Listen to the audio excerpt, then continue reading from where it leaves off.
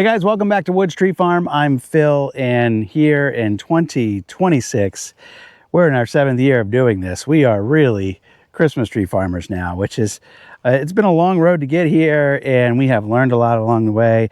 And if you're somewhat new to the channel, quick background here is my wife and I really wanted to start a Christmas tree farm. We have no background in anything related to agriculture at all. We bought this land and without really researching whether it was good for Christmas trees, and we just jumped right in. So there have been a lot of lessons learned over the last 7 years. There are hundreds of videos on this channel about us starting a Christmas tree farm, and along the way we have figured out other ways to monetize this property, which is what a lot of the content on this channel is about. So you see we do a lot with firewood, which is actually now our #1 revenue stream. But Christmas season business and Christmas trees remain one of our core focuses here. And springtime in particular, there is quite a bit to do on a Christmas tree farm. So I'm going to show you a little bit of that stuff today. Essential springtime tasks, one of which is coming through and removing the tags for any of the trees that got tagged last winter that didn't get cut. And we intentionally tag way more trees than we plan on selling. Any of the trees with tags are available for sale. People can come and cut any of the ones with tags. We intentionally tag way more than we plan on selling so that whenever anyone comes, there is a good selection of trees here for them. But there's just the added step now that we need to come back through. This block in particular has a lot of tags left in it. And this block is actually at the back of our field. If I hold the camera up and we look way over there, that's where people come in. And on that hillside going down towards the pond, there were a lot of trees over there to choose from, and people just choose from what's closest first. So pretty much all the available inventory that was down that way was cut. I think there's 2 or 3 trees over there with tags on it, and the reason they're still there is because those trees just don't look as good, and just not nearly as many people ventured their way back here to choose from this selection, even though there was plenty of good looking trees back here. A few trees were cut from this section, so we can see there's a couple stumps here on this row and the next row and the next row, and there's a few just scattered in here. This little block right here is about 400 trees, or it was originally when it was planted. There's probably fewer than 2 dozen in here that were cut. So this year we're actually not replanting anything in here yet. We'll come back next year when a lot of these trees are cut, and we'll do the replanting for this block at that time. So one of the springtime tasks that we are starting to do more of now, and this is kind of an unfortunate but necessary task, and that is culling, or removing trees that just simply are not going to become good Christmas trees. Now there's a couple exceptions to this. There are some trees that have been deer damaged in the past. They're usually on the ends of the rows, like this one right here. Some of these, even though it's not completely dead and it's obvious that it's never going to become a good quality Christmas tree, we're leaving it here in case maybe a deer wants to come back and rub this same tree again. That might protect some of the other trees that are around it from rubs in the future. So there's some of those that we're going to leave.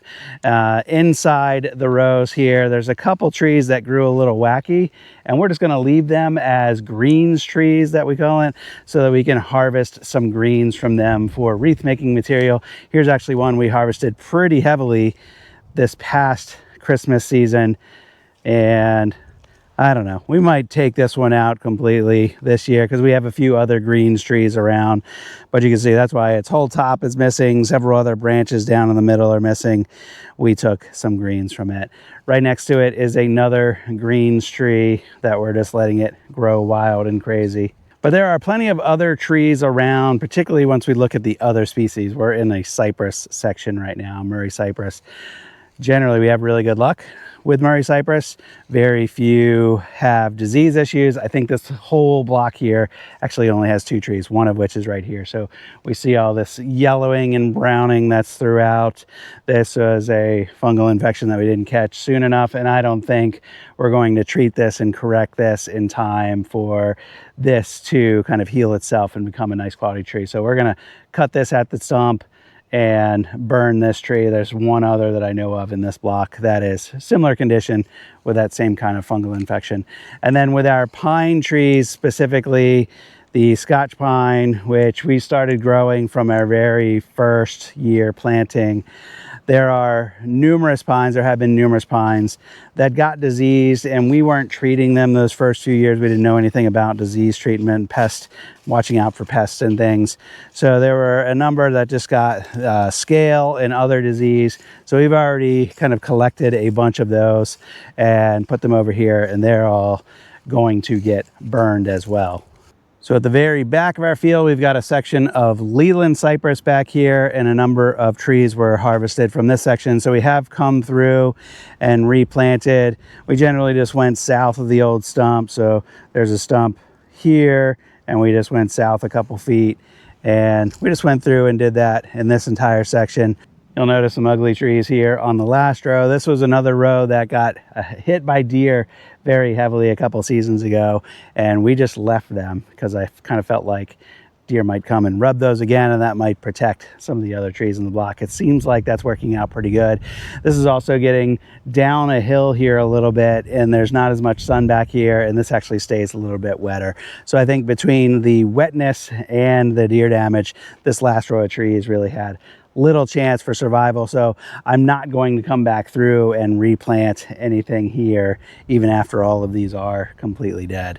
So our spring maintenance activities: removing the tags, removing the dead and diseased trees, or the trees that simply will not become good quality Christmas trees.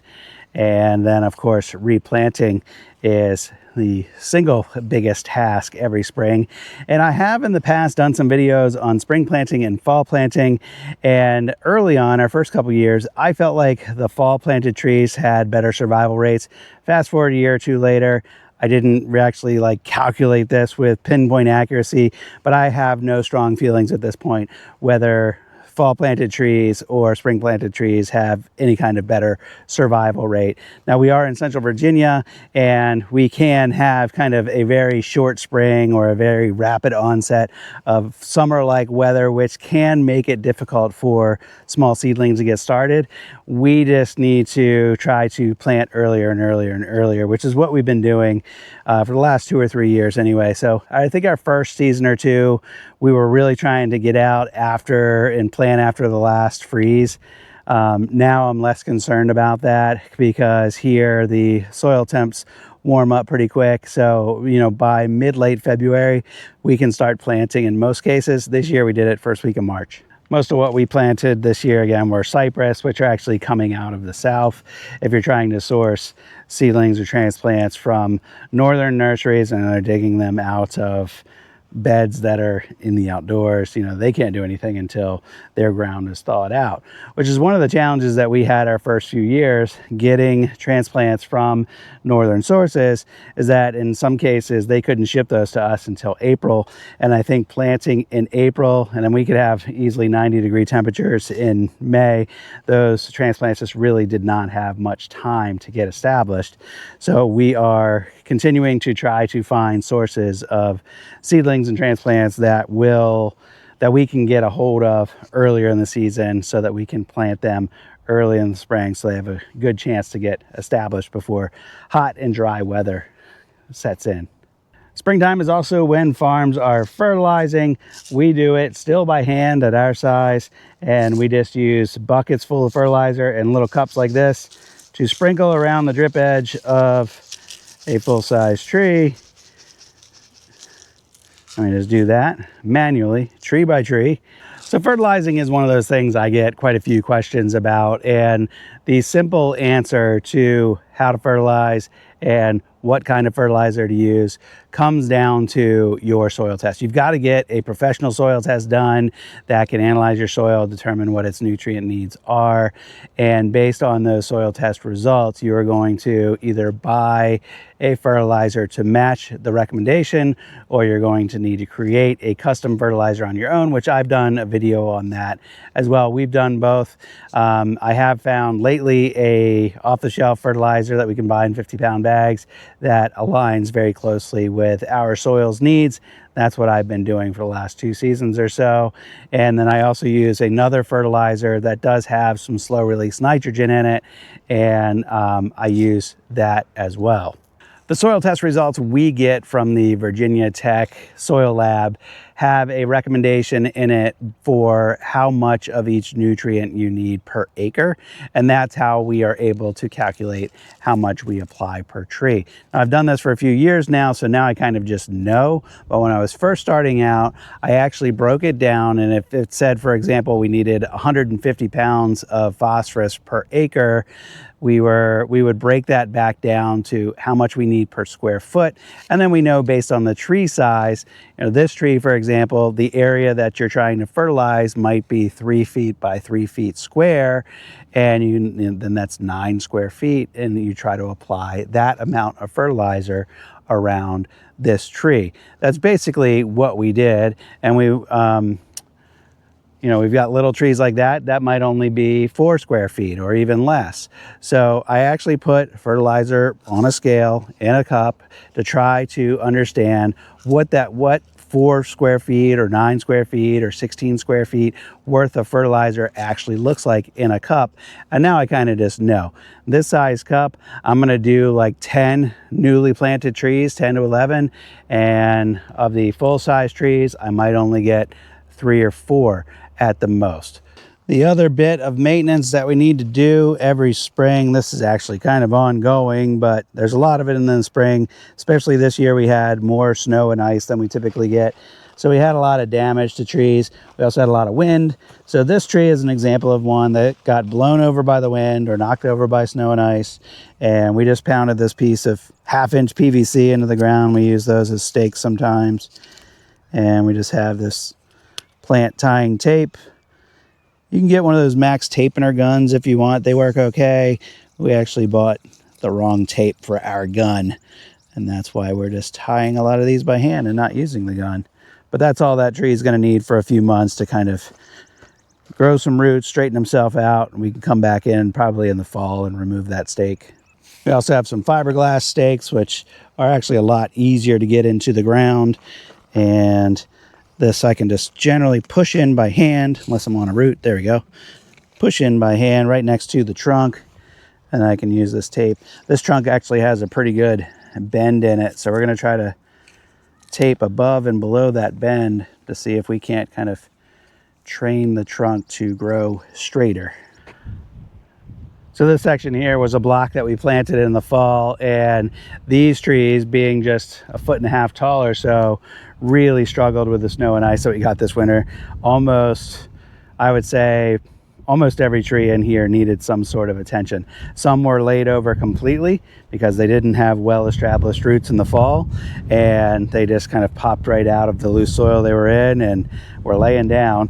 And so some had to be like completely replanted, some had to be staked, and some had broken branches and whatnot from snow and ice as well that just needed to be trimmed up. So we spent just a couple hours right in this section alone, but for the most part now everything's looking pretty good. We just need to give it a season to grow out, and hopefully these trees will recover nicely.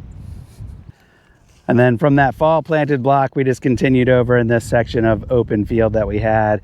So we've got another block of Carolina Sapphires, and we've got another block of Lelands over there on the far side of those. So these are all cypress. We did also get in some white pines this year.